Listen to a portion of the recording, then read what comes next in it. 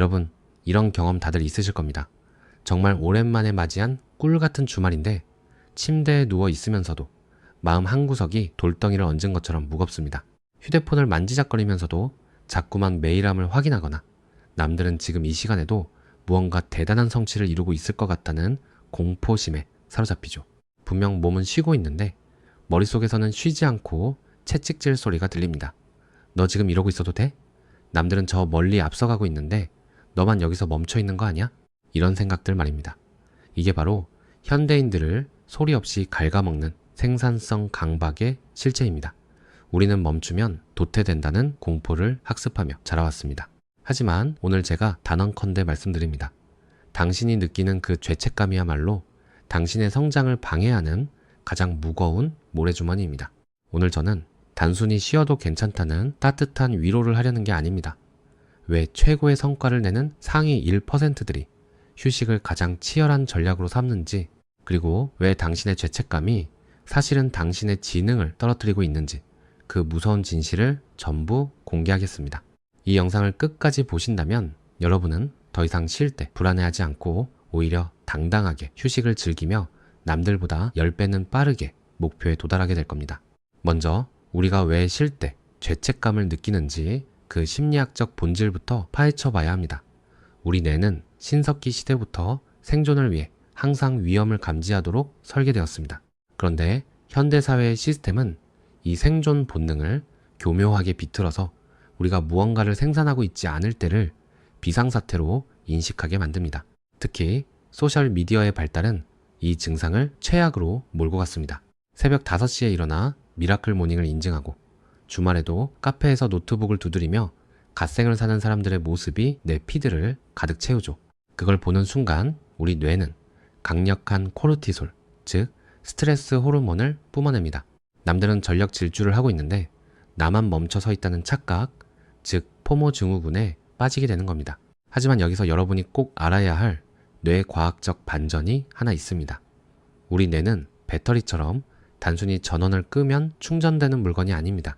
오히려 수조 개의 데이터가 엉켜있는 고성능 슈퍼컴퓨터의 데이터 정리 과정에 가깝습니다. 우리가 의식적인 노력을 멈추고 멍하게 있을 때 뇌에서는 디폴트 모드 네트워크라는 아주 특별한 시스템이 가동됩니다. 이 시스템이 하는 일은 소름 돋을 정도로 중요합니다.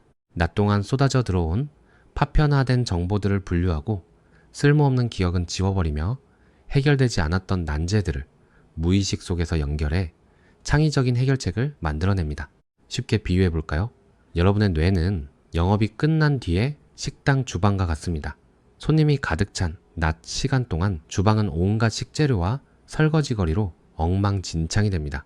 만약 영업이 끝난 뒤에 이 주방을 청소하지 않고 다음날 또 손님을 받는다면 어떻게 될까요?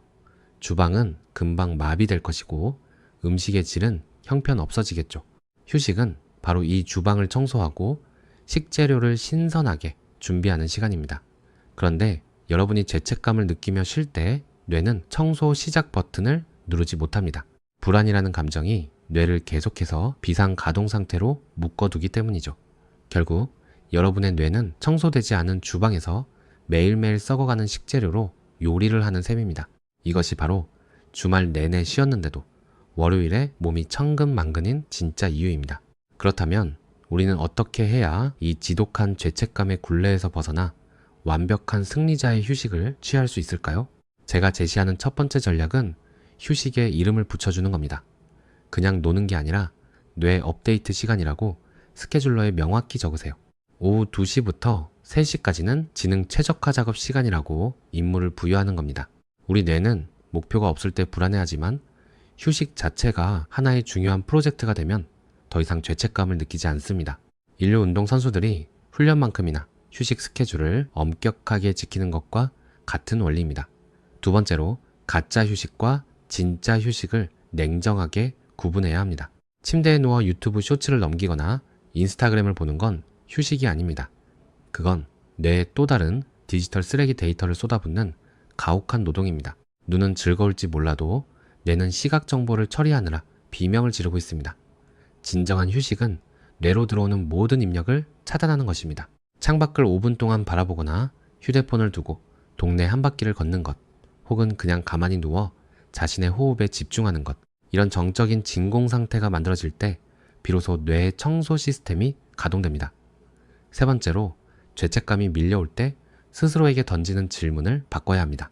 내가 지금 이래도 되나? 가 아니라 내가 내일 최고의 성과를 내기 위해 지금 무엇을 정리하고 있는가? 라고 물어보세요. 질문을 바꾸는 것만으로도 뇌의 주도권은 공포에서 전략으로 옮겨갑니다. 휴식은 도태되는 시간이 아니라 더 멀리 쏘기 위해 활 시위를 당기는 시간입니다. 활 시위를 당기지 않고 화살을 멀리 보낼 방법은 세상 어디에도 없습니다. 마지막으로 기억하세요. 휴식도 연습이 필요한 고급 기술입니다. 처음에는 아무것도 하지 않는 10분이 1시간처럼 길게 느껴지고 불안할 수 있습니다. 자꾸만 할 일을 떠올리게 될 겁니다. 하지만 그 불편함을 견뎌내야 합니다.